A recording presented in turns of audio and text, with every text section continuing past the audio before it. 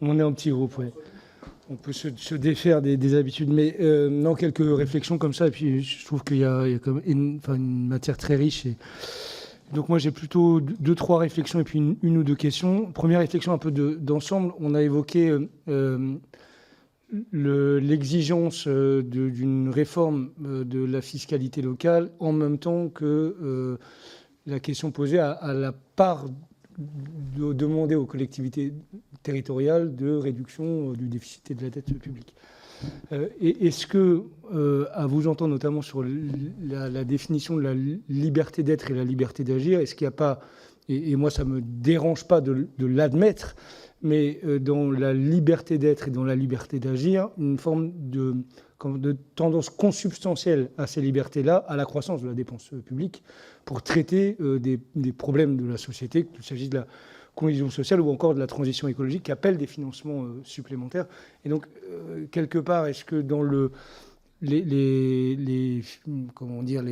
hypocrisies que vous avez signalées, est-ce qu'il n'y a pas une forme de contrainte sans le dire qui en fait attaque la libre administration des collectivités territoriales au sens tel que défini, le meilleur exemple étant effectivement la situation des départements qui si je m'en tiens aux définitions notamment de Mathieu Rouvert, il n'y a plus rien qui rappelle à l'existence d'administrations publiques localement dirigées ce que sont aujourd'hui les départements.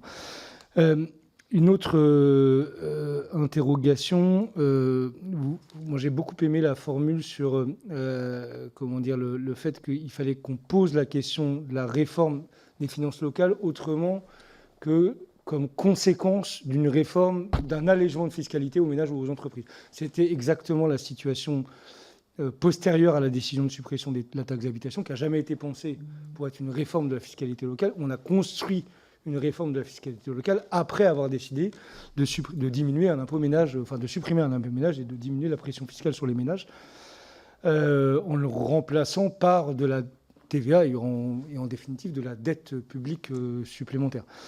Je pose la question parce que ça n'a pas été totalement abordé dans vos interventions, mais de la reconstitution d'un impôt public local.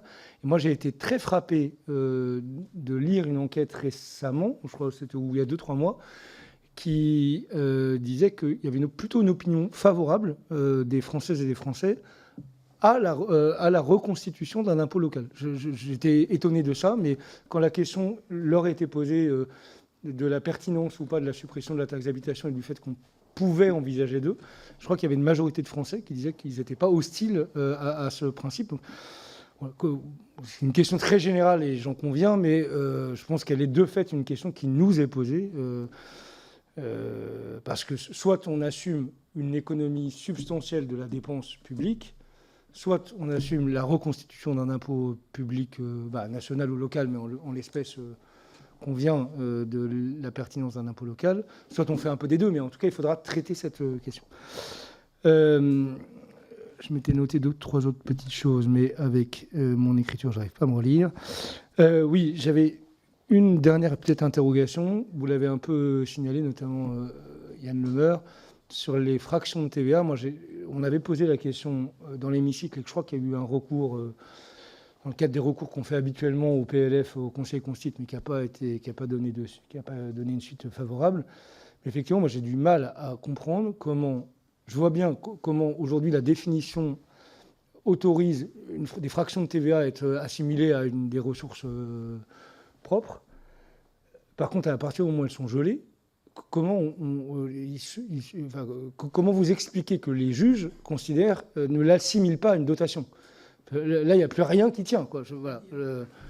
Et est-ce que vous avez des éléments explicatifs de l'argumentaire des juges du Conseil constitutionnel pour prendre ces décisions?